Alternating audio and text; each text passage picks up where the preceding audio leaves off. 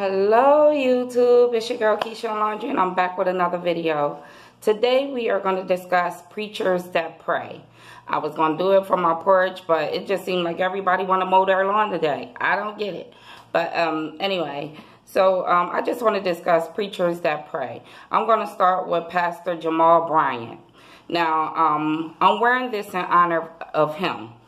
Because when this fool decided to announce to the world that he was going to redirect, okay, those are his words, he's going to redirect the donation, the significant donation. He made sure he used the word significant. He's going to redirect the significant donation that Kanye West gave to his church when he visited last month. Okay, so as you all know by now, Kanye West visited New Birth Church last month. Now, they said that the line was, the people started lining up at like 6 o'clock in the morning, and church don't start there, you know, until about 9-10. But the people who heard that Kanye was going to be there, and they started lining up early for the event, you know, because this ain't church service at this point. It's an event. So he's saying that because Kanye, after he left his church, he went on to another church somewhere. I think it was in Ohio. And Kanye has started praising number 45, as he do. Now, we all knew that Kanye West supported number 45. I mean, we knew that before he visited New Birth. Didn't you know that, Pastor? You knew what Kanye was about before he visited your church, right? I mean, we all did, because you sat on your camera with your Gucci shirt. Like, I guess that was to show us I don't need it. But can I ask you this? What about the monies you collected that day? You didn't mention that. How about you redirect that? Now, I love that you're going to give it to a HBCU. You graduated from Morehouse College. You're going to redirect his donation to Morris Brown College. I commend that. But what about the money you collected from the people that day? Because I seen a video of a lady who her church didn't announce that Kanye West was going to be there. She just pulled up, wondering why so many cars out here. And then she found out. Now, this is at her own church. So somehow y'all announced it. Y'all made it a whole event to get the people out. So I just think that you fugazi for that. I really do. I think that you prayed on the people, you got what you wanted, and whatever the significant donation is that you redirect them back, you still prayed on the people. Give back the collection you took that day. Give that back, and then I'll be more impressed. But for you to choose to put on a Gucci shirt and sit back all like, yeah, I'm giving him, I'm going to this, I'm going to that, to the university that his mother taught at. Like, come on, man. Come on, you can't start the fire and then go run and tell somebody it's a fire and then help put it out. Because that's pretty much what you did. That's pretty much what you're doing. But you're a preacher that pray. Okay? Such as old Cookie Monster. The pastor that went viral. Mr. Munchie. He prayed on that girl, I believe. And there's probably other girls that he prayed on. She looks very young, if that is the woman that we see. If that's the correct person that we see. But I, for the life of me, don't know why somebody would put that out on themselves. Like, what are you seeking, ma'am? She's seeking something, and he saw that weakness in her, and he prayed on her. Okay? Now, I have a friend whose mother suffered from breast cancer. She lost her battle to breast cancer. I'm going to speak on her today too, so I'm wearing pink in honor of my friend's mother. Benny Hinn prayed on her. Yes, the Benny Hinn. And when I heard those Benny Hinn stories coming out, I was like, I'm going to upload a video about how he prayed on my friend, Okay, this was years ago, years and years ago, because we were still in high school. And her family had flew somewhere. I don't remember the first state where they went to go see him. But that was when her mother was first diagnosed. And they flew wherever he was to go see him, because they went to see him a couple of times. And when she returned, she was telling me how much, like, her mother had to pay like $2,000 to just go on stage or just for him to touch her.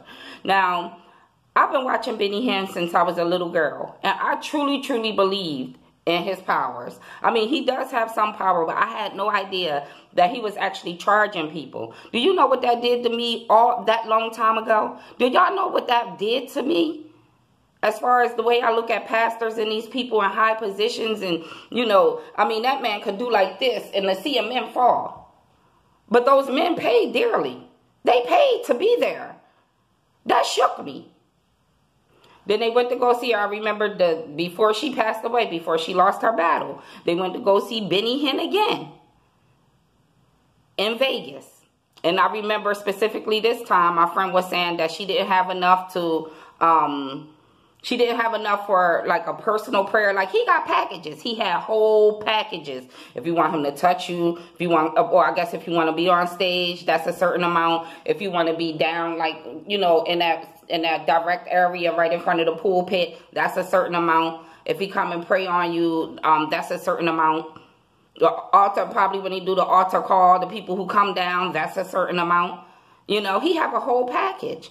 That shook my faith, y'all. That shook my faith. And y'all can sit here and say not all pastors are the same and this, that, and the third. But I'm not going to put my all into somebody when I could put my all and my faith into myself. I mean, you have the Bible right there. The Bible stands for basic instructions before leaving earth. If you can't follow those on your own, and you can't follow those basic instructions before leaving earth, you can't read that and follow that. You need somebody every week, twice, 2, 3 times a week, to come and remind you of what's in that book. You must be a fool. Your whole life, I'm supposed to just, you know, allow you to direct me with your ill intent. And then on top of that, I also know a pastor who was at a church prior to him arriving at they made a big deal about this new pastor coming to their church. But he was escaping his past. At his previous church, he had got 2 sisters pregnant. 2 sisters. So I seen things like this when I was younger. I love Jesus. My knees march high with the Lord. Trust and believe me. But I just need people to stop putting so much into man. I need y'all to stop doing that. Because the things that's happening is a total disgrace. It's a total disgrace. Y'all allowing these people to literally prey on you. Okay, he'll say that you'll be in church and he'll say something, you know, that maybe everybody is going through. Oh, I know it's been a rough time and I know you don't know where your next meal is coming from.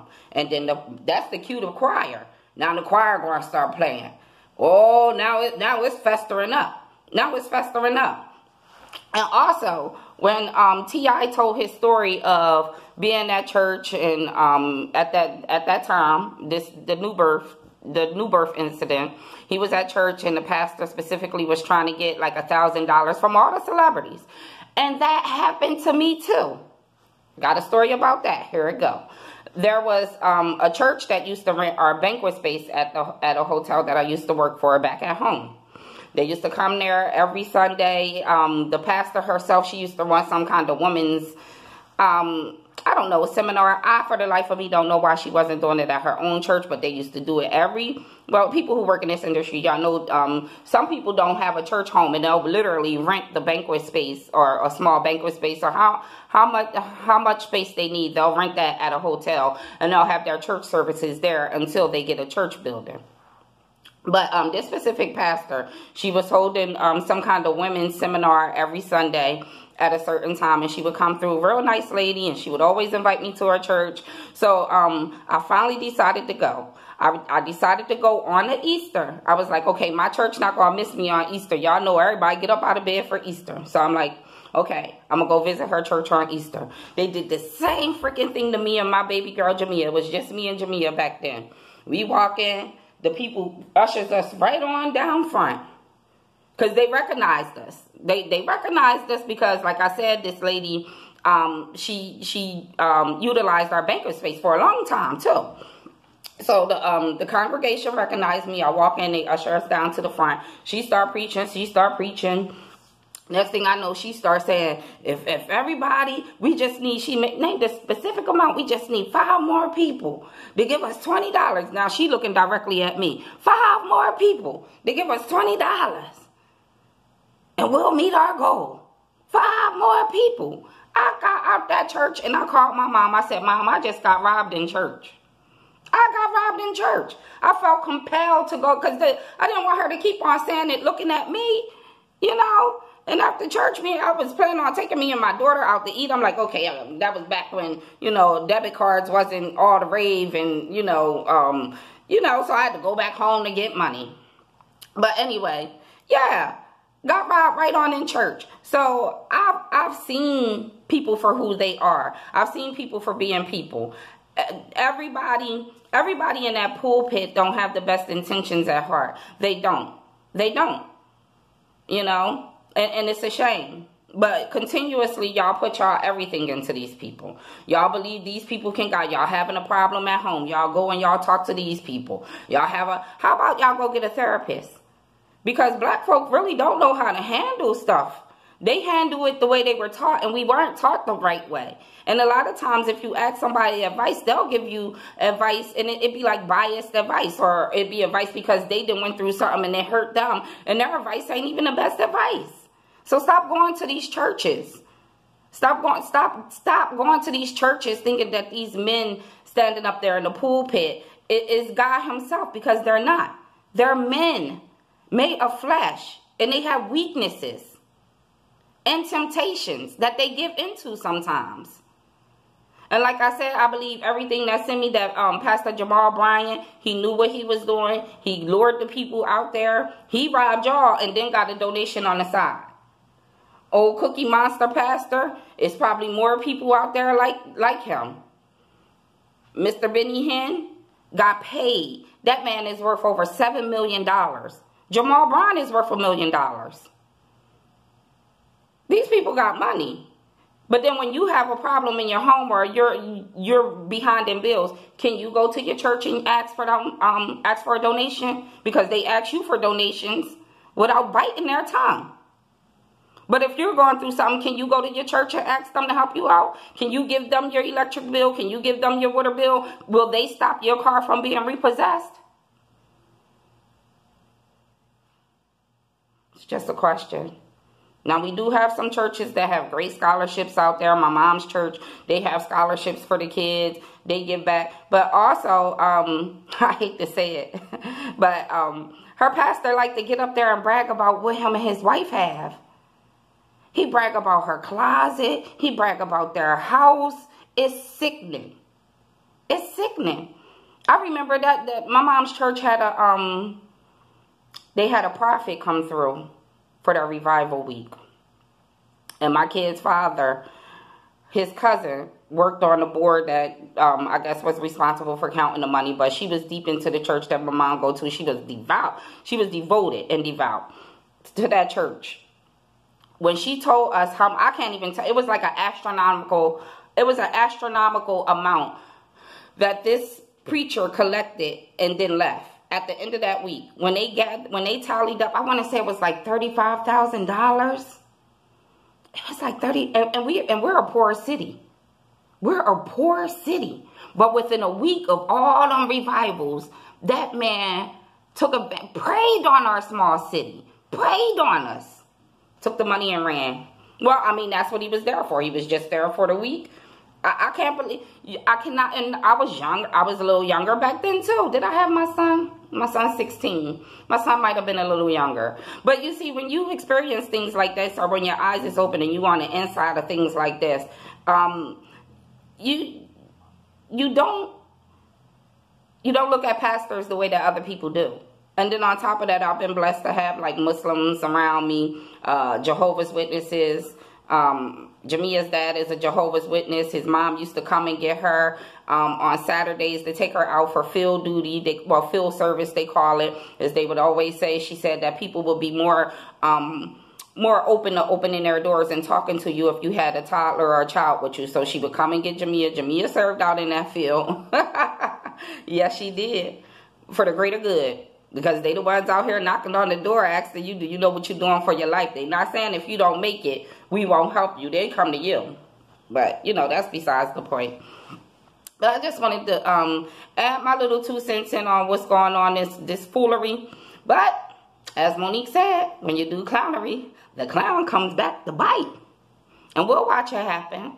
We're going to watch it happen. It's going to continue to happen.